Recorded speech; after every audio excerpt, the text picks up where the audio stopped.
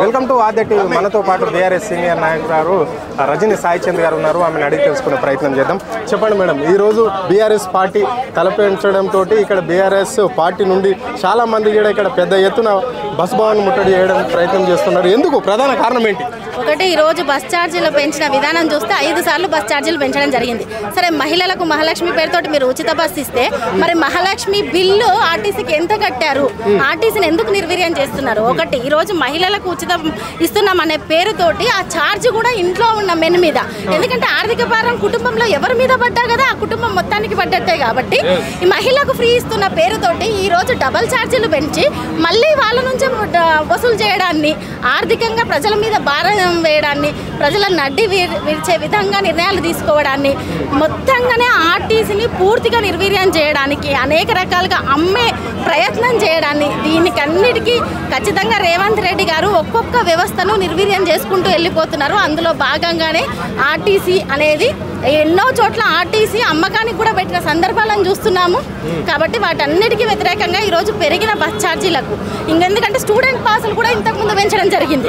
అసలు మనకి ఇచ్చే ఉచితమైన సంక్షేమమైన ఎవరికి ఉపయోగపడాలండి? మీరు విద్యార్థుల పాసులు పెంచితిరి, కుటుంబంలో మగవాళ్లకు బస్ ఛార్జీలు పెంచితిరి, తర్వాత ఆర్టీసీని అమ్మకానికి పెడితిరి, ఇంతకుముందు కార్మికులకు నష్టాన్ని చేకూర్చే విధంగా నిర్ణయాలు తీసుకుంటున్నారు. మరి ఇటువంటి సందర్భంలో ప్రతిపక్షంగా ఈ తెలంగాణలో ఇంతకుముందు ప్రతి వ్యవస్థను బలంగా నిలబెట్టిన బీఆర్ఎస్ పార్టీ తరఫున బస్ ఛార్జీల పెంపుదలకు వ్యతిరేకంగా మేము ఈ ప్రభుత్వం మీద కొట్లాడుతున్నాం. అంటే ఇక్కడ ముఖ్యంగా నిండు అసెంబ్లీలో కూడా డిప్యూటీ సీఎం చెప్పాడు, మహాలక్ష్మి పథకం వల్ల ఎలాంటి నష్టం లేదు, సంపూర్ణంగా ఆదాయం వస్తున్నది, ఆర్టీసీ కావచ్చు, దేవాలయాలకు కూడా ఈ రాష్ట్ర బడ్జెట్ పెరిగింది అని చెప్పాడు. మరి ఇప్పుడు అప్పటికప్పుడే మళ్ళీ ఎందుకు పెంచవలసి వచ్చింది? ఓన్లీ గెటర్ పరిధిని ఆర్టీ ఛార్జీలు పెంచవలసిన అవసరం ఏముంది? మళ్ళీ జిల్లా స్థాయిలలో కూడా పెరిగే అవకాశం ఉందా? ఒకటండి, ఒకటేసారి ఆర్టీసీని కనుక ప్రైవేట్ పరం చేసినా, నిర్వీర్యం చేసినా, అమ్మకానికి పెట్టినా ప్రజల నుంచి పూర్తి స్థాయిలో వ్యతిరేకత వస్తుందని చెప్పి కొద్ది కొద్దిగా వ్యవస్థను అనేది అది చేసే పరిస్థితుల్లో, అంటే వ్యవస్థ నిర్వీర్యం చేసే పరిస్థితుల్లో ఇప్పుడున్న రాష్ట్ర ప్రభుత్వము రేవంత్ రెడ్డి గారు ఉన్నారు.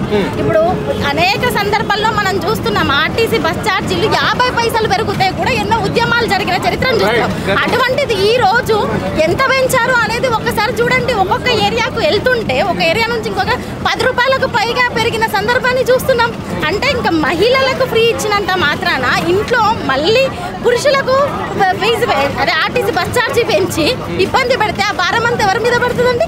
మళ్ళీ మహిళల మీదనే పడుతుంది, మళ్ళీ కుటుంబాల మీద పడుతుంది. ఇక్కడ ముఖ్య లక్ష్యం ఏంటంటే ఆర్టీసీని అమ్మకానికి పెట్టడము, ఆర్టీసీని అమ్మే ప్రయత్నం జరుగుతుంది. ఆ ప్రయత్నంలో భాగంగానే ఈ బస్ ఛార్జీల పెంపు, ఈ ప్రయత్నంలో భాగంగానే కార్మికులకు ఇబ్బందులు పెట్టే పరిస్థితులు నెలకొంటున్నాయి. వీటన్నిటిని ఖచ్చితంగా ప్రతి పౌరుడు ఖండించాల్సిన అవసరం. అంటే ఇప్పుడు గతంలో ఒక కిలోమీటర్కు 10 పైసలు 5 పైసలు పెంచేది, లేదంటే రూపాయి పెంచేది. అప్పుడు వామపక్షాలే కావచ్చు, విద్యార్థి సంఘాలు ఏపీబీపీ కావచ్చు, ఎస్ఎఫ్ఐ కావచ్చు, పీడిఎస్ కావచ్చు, అనేక విద్యార్థి సంఘాలు కావచ్చు, ఉద్యమకారులు కావచ్చు, లేకుంటే కుల సంఘాల నేతలు కూడా ధర్నాలు ఆందోళన చేపట్టేది. మరి ఇంత ఒక్క బస్ స్టాప్కు 5 నుంచి 10 రూపాయల ఛార్జ్ పెంచినా ఒక 2 కిలోమీటర్ల డిస్టెన్స్లో ఈ హైదరాబాద్ నగరంలో ఎందుకు మరి పట్టించుకోవడం లేదు? ఏ పార్టీ అయినా కావచ్చు, ఏ నాయకులైనా. ఒకటండి, ఇంతకు ముందు కూడా హామీల పేరుతో ఏ రకంగా మభ్యపెట్టిరో చూసిరు, మహాలక్ష్మి పేరుతో ఏ రకంగా మభ్యపెట్టిరో చూసిరు. ఇప్పుడు మహిళలకు ఉచితం పేరుతో మభ్యపెట్టిరు. ఆ ఉచితం వెనక ఉన్న భయంకరమైన వాస్తవం తెలుసుకోవాలని మేము చెప్తున్నాం. రెండవది, ఈరోజు చిన్న విషయం అంటే ఒకప్పుడు ఉల్లిగడ్డ రేటు పెరిగినా, లేదు ఆర్టీసీ రేటు పెరిగినా, ఇంకేదన్నా సాధారణ పౌరులకి ఎటువంటి ఆర్థిక పరమైన ఇబ్బంది ప్రజాస్వామ్యంలో నెలకొన్నా అన్ని విప్లవాత్మకమైన సామాజిక బాధ్యత ఉన్న వాళ్ళందరూ బయటకు వచ్చి కొట్లాడారు. మేము ఒకటే అంటున్నాం, మీరు ఎలక్షన్ టైంలో కమ్యూనిస్టు పార్టీలో కూడా చెప్తున్నాం, అంటే ఎందుకంటే వాళ్ళు మద్దతు ఇచ్చిన సందర్భాన్ని చూసాం మన ఎలక్షన్లో. కానీ మీరు ప్రజల పక్షాన ఉండండి, ప్రతి ఒక్కరూ ప్రజలు ఎన్నుకోబడ్డ వాళ్ళు కాబట్టి ప్రజల మీద భారం పడకుండా చూసుకోవాల్సిన బాధ్యత, ఆ రకంగా పనిచేయించాల్సిన బాధ్యత మనది. కాబట్టి ప్రభుత్వాన్ని ఖచ్చితంగా మెడలు వంచి ఈరోజు ఆర్టీసీ ఛార్జీలు దింపడమే కాకుండా ఆర్టీసీని ప్రైవేట్ పరం కాకుండా ఆర్టీసీ ఆస్తులను కాపాడుకోవాల్సిన బాధ్యత ఉంది, ఆర్టీసీ కార్మికులను కూడా కాపాడుకోవాల్సిన బాధ్యత కూడా ప్రతి పౌరుడి మీద ఉంది. చివరిగా చెప్పండి, ఈరోజు బీఆర్ఎస్ పార్టీ తలపెట్టడంతో ఈరోజు బస్సు భవన్ ముట్టడి చేస్తున్నారు. ఇదే మొండి వైఖరిగా తగ్గించకుండా ఈ రేంజ్లో ఉంచి మళ్ళీ జిల్లా బస్సులలో కూడా ఛార్జీలు పెంచితే మీ పార్టీ నుంచి, మీ నుంచి ఏ విధంగా ఉంటుంది? ఏం మెసేజ్ చేయాలనుకుంటున్నారు ప్రజలకు?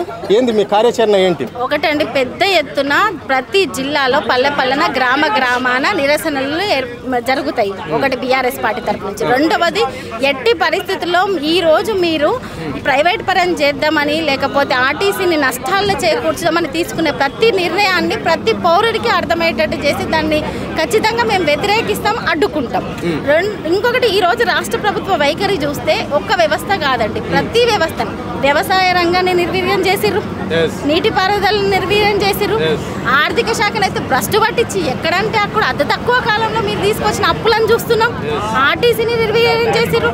అట్లా ప్రతి వ్యవస్థను, మెట్రో విషయంలో చూస్తున్నాం, అట్లా ప్రతి వ్యవస్థను మనం చూస్తున్నాం. వాళ్ళ పంతం ఒక్కటే, మేము అధికారంలోకి వచ్చినాము, మాకేంది అనేది వాళ్ళు చూసుకుంటున్నారు, మీకేంది కాదు ప్రజలకేంది అనేది చూడాలని చెప్తున్నాం. Okay, right. ఇది పరిస్థితి. అంటే ఇప్పటికే దాదాపుగా 22 నెలల్లో మాత్రం అనేకంగా ఆర్థికంగా ఈ రాష్ట్రాన్ని కుంగిపరిచింది కాంగ్రెస్ సర్కార్ అని స్పష్టంగా చెప్పడం అనేది అయితే జరిగింది. సో ఆర్టీ ఛార్జీలు మాత్రము వెంట తీసుకోకపోతే మాత్రం మళ్ళీ జిల్లా స్థాయిలలో కూడా డిస్ట్రిక్ట్ బస్సులలో పెంచితే మాత్రం ఊరుకోలేదు. గ్రామానికి కూడా మేము ఇక్కడ వచ్చేసి బీఆర్ఎస్ పార్టీ నుంచి మా కార్యకర్తల నుంచి ఆందోళన చేపట్టి ప్రభుత్వాన్ని మెడలు వంచేసి, అంటే ఫ్రీ బస్ ఇచ్చినట్లనే ఇచ్చి మహిళలకు పురుషుల మీద భారం వేయడం ఏంటి అని చెప్పేసి కూడా ప్రశ్నించడం అనేది జరిగింది. రేవంత్ రెడ్డి ప్రభుత్వం అనేది ఓన్లీ ఖజానా నింపుకునే ప్రభుత్వం అని చెప్పేసి కూడా కరాఖండిగా చెప్పడం అనేది జరిగింది. ప్రజలను నిలువుగా దోపిడీ చేస్తుంది అని కూడా చెప్పడం అనేది జరిగింది. కెమెరా పర్సన్ రవితో అరుణ్, ఆద్య టీవీ, హైదరాబాద్.